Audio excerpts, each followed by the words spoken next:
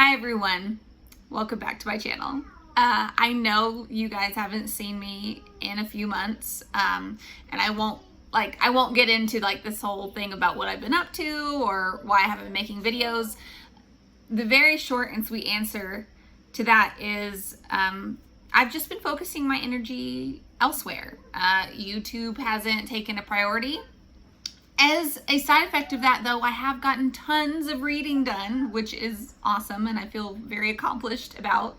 So yeah, not making videos, I've magically freed up somehow a ton of, mental space to just read and relax, I guess. I don't know. But anyways, that's not what this video is about. I wanted to share with you guys today what homeschool curriculum that we'll be using this year. I have a rising 6th grader and 4th grader. If we're going by grade, their ages and what grades they would fall into if they were in the public school system. But their curriculum is mostly shared, and their levels on different things are all over the place. But just to make things simpler, it's 6th and 4th grade. And then of course I have a 2-year-old and she's just gonna be doing whatever she wants.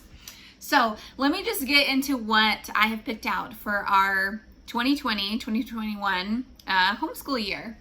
Now let's see, math, we're going to be using teaching textbooks, so I don't have anything to show you guys. They actually didn't finish their levels from last year, and we have a few months left in their online subscription. So they're both going to be finishing that up, but they both have requested something else when they're done with that. And for my 6th grader, she wants to do Horse Math Level 2 or Book 2, which came out sometime last year. So she's going to be doing horse math. And then my 4th grader, I don't know. Her tastes are kind of eclectic and all over the place. And so as she finishes up her teaching textbooks, I will be searching for something else for her to do that just sparks her interest. She gets bored very quickly with the same things. So it's just a lot of us so far bouncing around and trying to meet her needs, but also keep her interested and also kind of follow a timeline of what you're supposed to be learning in math and when. But anyway, so they're gonna be finishing up teaching textbooks. And then for history, I decided we would use the Blossom and Root, A River of Voices curriculum, which is very new. I think this came out in January or February maybe. But I decided to go with this just to try it out. It's a really new curriculum, and I think it's going to be split into 2 volumes, but that is just volume 1.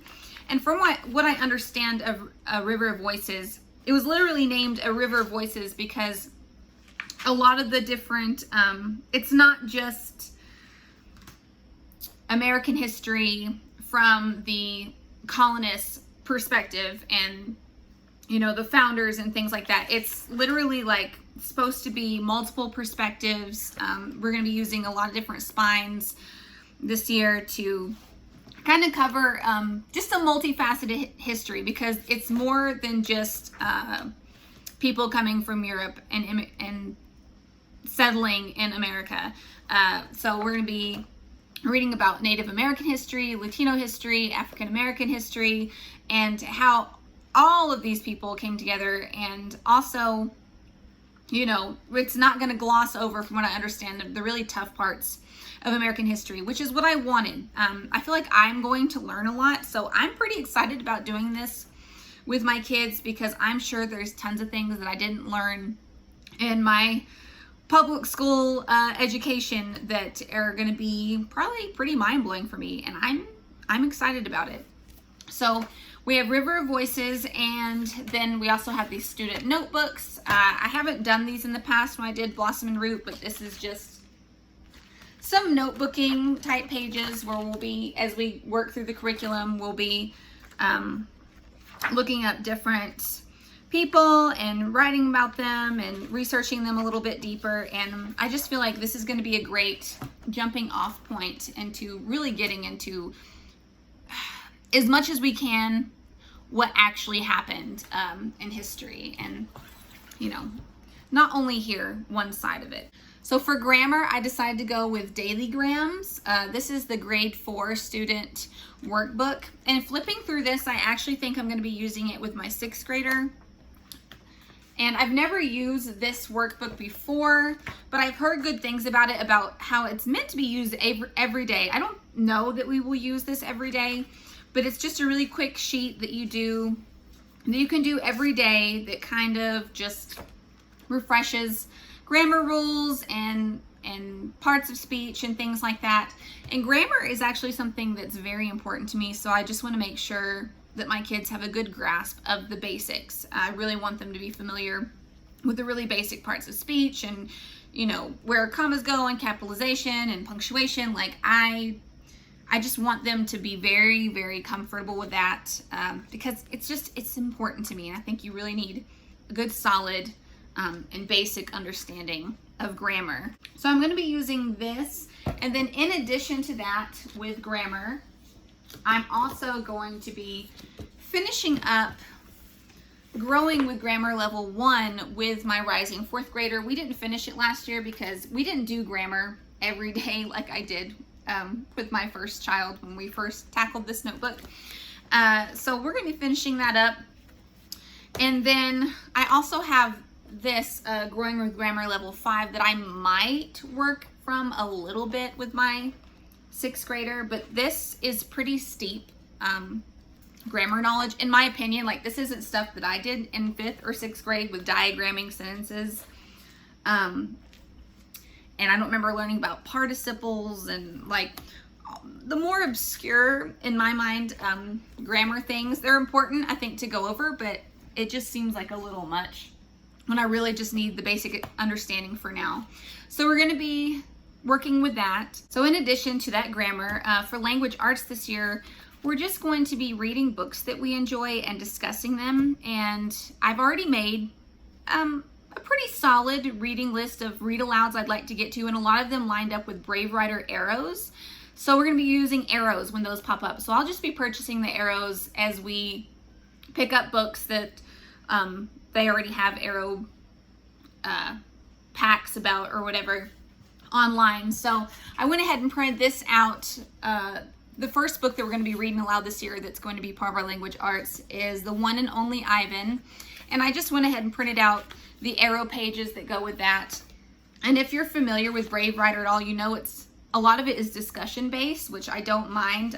So as we read, we will do some copy work, and then each language arts topic just kind of coincides with whatever you're reading at the time. It's not in any particular order. There's no order in which you're supposed to be covering things. So for this one, The One Only Ivan, it'll be very specific to that book and like the big language arts and grammar themes in that book. And this will cover grammar as well. So they're going to have a really solid grammar year, which is great. But it's also going to be very light. we're not going to make it super hard. We're going to make it fun. So we're going to be doing the arrows for language arts and then picking up with our grammar notebooks. Maybe if we don't have a book that lines up with an arrow, but we still want to read it as a read aloud. Let's see. Another simple thing we always do every year is the Getty Dubé handwriting notebooks. Let's see, the level D is for my 4th grader, and then my 6th grader is going to be using level F. I have used these since the beginning. This is probably my only homeschool thing that I have used since year 1 of homeschooling, and I think we're going into our 5th year of homeschooling. Is that right? Let's see, 2nd, 3rd, 4th, 5th. Yeah, our 5th year. I guess that makes me a veteran homeschooler. I still feel very new at this, guys. And it's our 5th year. But these are just very basic handwriting books, and learning cursive is something that I've wanted my kids to learn slowly over time and just it become normal to them, not suddenly, in 5th or 6th grade, time to learn cursive. So just to show you guys the inside of these, a lot of this actually counts as copywork too. So we really wouldn't even have to do copywork from language arts because the thing about the Getty Dubé notebooks is there's history copywork in here, language arts type passages. Here, right here, talking about word origins. talks about compound words and contractions, definitions, like this is onomatopoeia.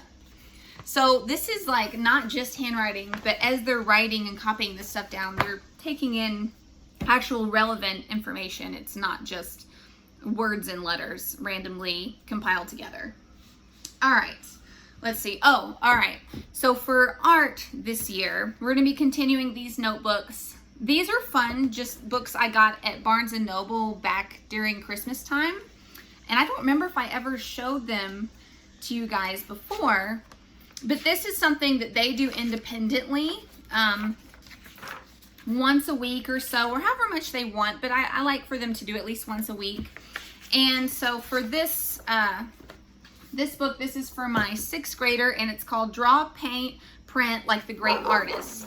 So each project can be done inside of this notebook, or this book. I don't know why I'm calling it a notebook. And it covers an artist and their style. And so they kind of read about the artist, and then you just find really basic materials and work with the pages that they give you, play with different colors and textures as they're reading about the different artists. So she likes doing that pretty well. And then this is for my 4th grader. This is called A Line is a Dot that Went for a Walk, an inspirational drawing book. So I got her something a little bit simpler. It doesn't have famous artists in it. It just has little prompts like draw a squiggly line. Draw a line walking in the park. Draw a line running for its life. And it's just a cute, fun way of thinking about drawing in a different way. Like this says draw a cat using 10 lines. 3 lines, 1 line. Looks like she literally just drew lines there. Holding your pencil different ways, just really playing with your materials. And that's what I really love about that kind of art stuff, is I just want them to play and have fun, because then, you know, the deeper learning comes a little bit later as they learn to play with these materials and not just be inundated with information and make it a huge, make it a huge deal. All right, moving along, for my 4th grader, I'm also going to be doing the Draw the USA book. I did this with my 6th grader when she was in 4th grade, and we really enjoyed it and made a beautiful map. We each made a beautiful map, actually. And so this is just like a step-by-step Draw the United States. With my oldest daughter, when she was in 4th grade, I feel like we covered a lot of geography during that year, but I don't think that's something that my current 4th grader is going to be quite as into this year yet. So she does want to do this though. She is very artistically inclined, so we'll be incorporating geography that way and just kind of rolling with it. I didn't get anything super formal. So another subject that we're going to be incorporating this year is typing, and there's plenty of free programs online. I haven't even looked into them all, but both of my kids will be doing dance mat typing on the computer. One of my kids has already started it and really enjoys it and asks to do typing every day. So that's just something that they're going to be doing throughout the week as a fun activity to fill in gaps, like maybe when I'm working with another kid on math or something that needs individual attention, the other one can be doing typing.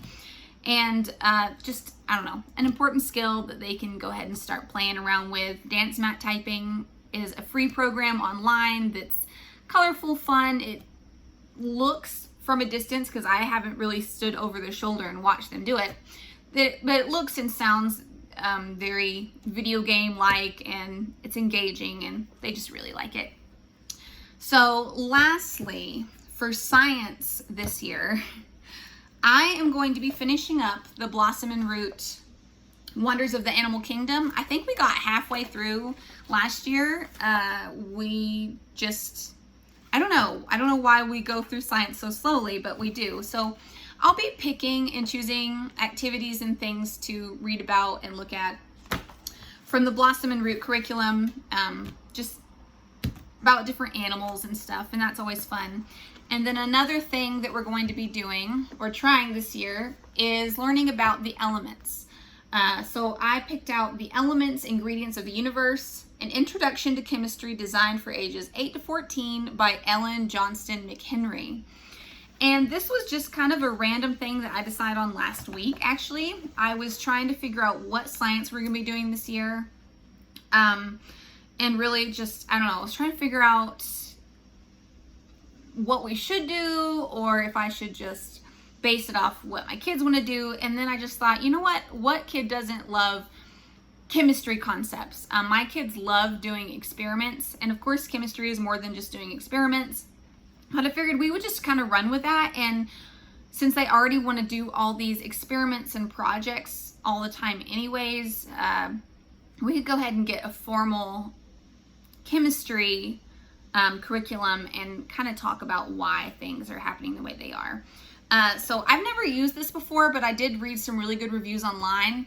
FYI, if you are a secular homeschooler like I am, I have heard that the curriculums by Ellen Johnson McHenry are actually not secular, but that this particular book, The Elements, is not really problematic, but some of her other science curriculums can be, if you are trying to avoid like religious overtones in your science or anything like that. But as far as I know, this is a really good book, and it doesn't include any religion in it.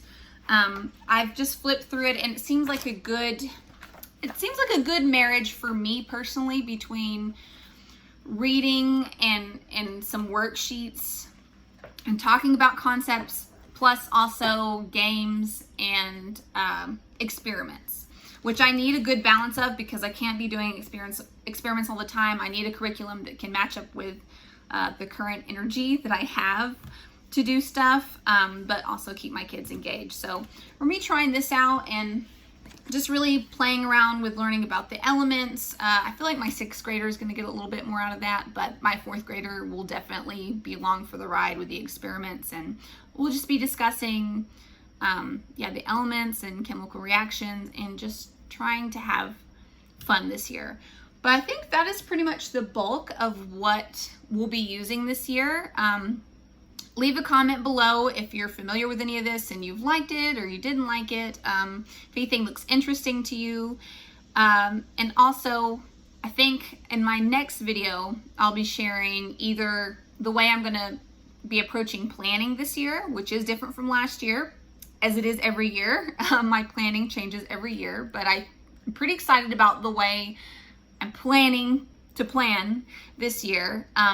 Or I'll be making a video showing you guys all our fun books that I have to cover this year, like our spines and everything. So just let me know what you want to see next. And happy homeschooling. Let me know if you have any questions and leave a comment below. And I'll see you all again hopefully really soon.